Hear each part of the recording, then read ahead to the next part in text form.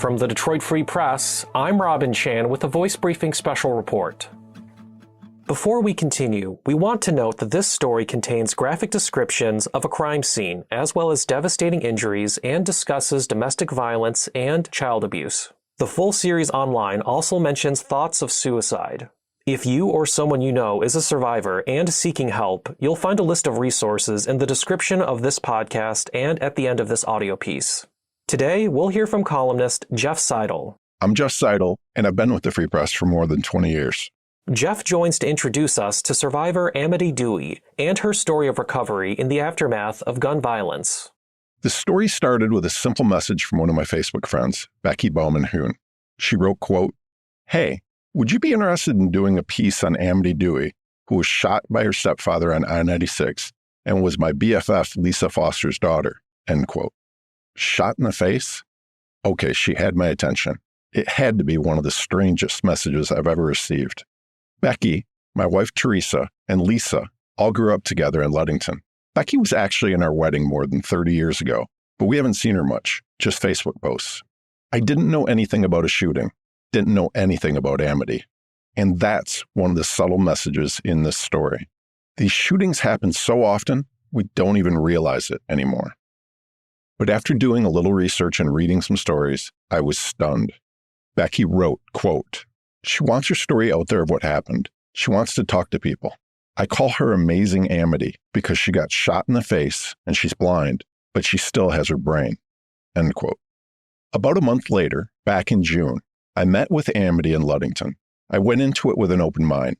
Didn't really know what the story would be, didn't even know if it would be a story. But after more than 3 hours, I was absolutely astonished. First of all, I found Amedy simply remarkable. She was smart and quick and engaging, with a warm, likable personality, but she told the story with almost no emotion, almost detached, like she was the narrator of a story happening to somebody else. It's something, her therapist would later tell me, is one of Amedy's superpowers. So, here are the basics of what happened. We got a homicide-suicide out here on the expressway, is what it looks like. Cole got sent out here for a motorist assist, people trying to flag somebody down. He shows up, he's got 2 dead bodies out in the ditch, and then somebody inside the car that's been shot. There's a shotgun underneath the male subject who's further off into the woods, and the other female in the car says that he shot her, and that's where we're at with it right now. We've got the expressway shut down. In January of 2018, Amedy and her mother Lisa went on a week-long trip to the Bahamas to celebrate Amedy's 18th birthday. On the trip home, during a flight delay, they discovered that Amedy's stepfather, David Summers, was having an affair with one of Amedy's teenaged friends. Her mother, Lisa, was furious. When they got back to Michigan, David picked them up at the airport in Grand Rapids, and they started to drive across the state on I-96. They started arguing, screaming at each other. David pulled the car over, got out, pulled out a shotgun, and shot Amedy in the face. Then he killed his wife and himself. Half of Amedy's face was blown off, and she blacked out. After she woke up, a voice in her head said, "Fight for your life."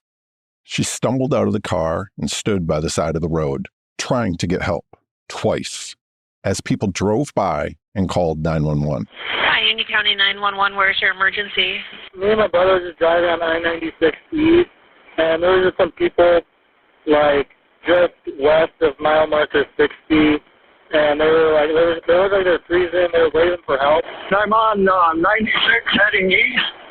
I just came past the car, and there was a person standing out there frantically trying to flag somebody down. At the 60-mile marker, a van? Yes. I'm driving on I-96, and between 59 mile and 60 mile, heading west. There was a car pulled over, and all the lights were off, and the back door was open, and somebody was trying to wave people down, and it looked like they needed help, but I'm not sure who to call. The shooting itself was horrific and tragic, but I found the rest of her story even more incredible. When we hear about gun violence, the focus is usually on the number killed: 4 in Oxford, 12 at Columbine, so many in this grocery store, that movie theater, that school. On and on it goes, and we have become numb to one of the most frightening statistics. Every day, 327 people are shot in America.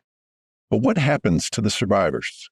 What happens to all the Amedys out there after the TV trucks go away and the headlines fade and the spotlight is shined on the next shooting? That's what I tried to answer with this story. It's now been 6 years since Amedy was shot, and it still impacts every aspect of her life.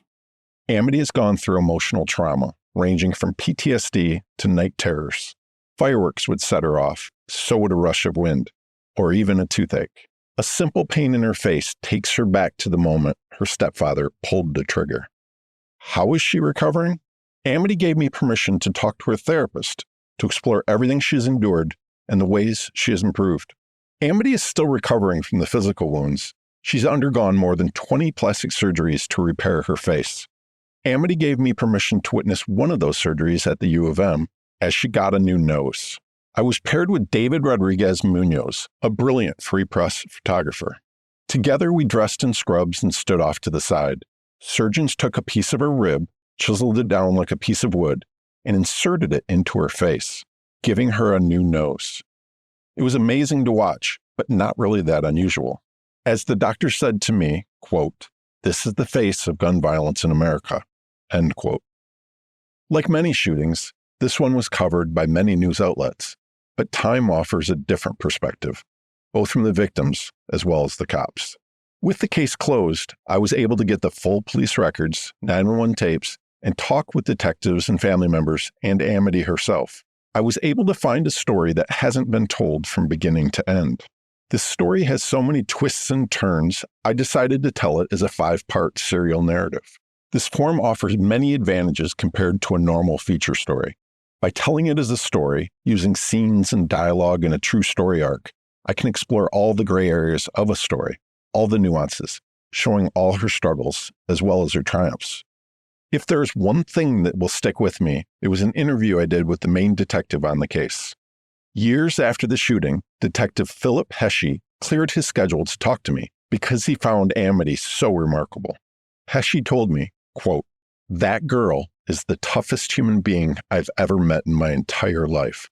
I've never met someone with a stronger will to survive," end quote. Neither have I. These days, Amedy lives in West Michigan and is going to a community college to become a therapist. She wants to use her experience to help others. I find her remarkable. To go from victim to an advocate, from this horrendous trauma, we end with hope for the future. Maybe that's the best of humanity. If you are experiencing domestic violence, you can contact the National Domestic Violence Hotline by calling 800-799-SAFE, S-A-F-E. Again, that's 800-799-7233. You can also text START, S-T-A-R-T, to 88788. Again, that number is 88788. If you are experiencing thoughts of suicide, you can contact the 988 Lifeline, formerly known as the National Suicide Hotline, by either calling or texting 988. Again, that number to call or text is 988. You can find all 5 parts of Jeff's series on Freep.com and in the description of this podcast. This audio piece was made possible with contributions from Nusrat Rahman. Special thanks to Jeff Seidel, Melanie Maxwell, Kirkland Crawford, Jewel Gopwani Myers, and Anjanette Delgado. Nicole Avery Nichols is the editor of the Detroit Free Press. Thanks for listening, and you can hear more from us each weekday on The Detroit Voice Brief, and also at freep.com/podcasts.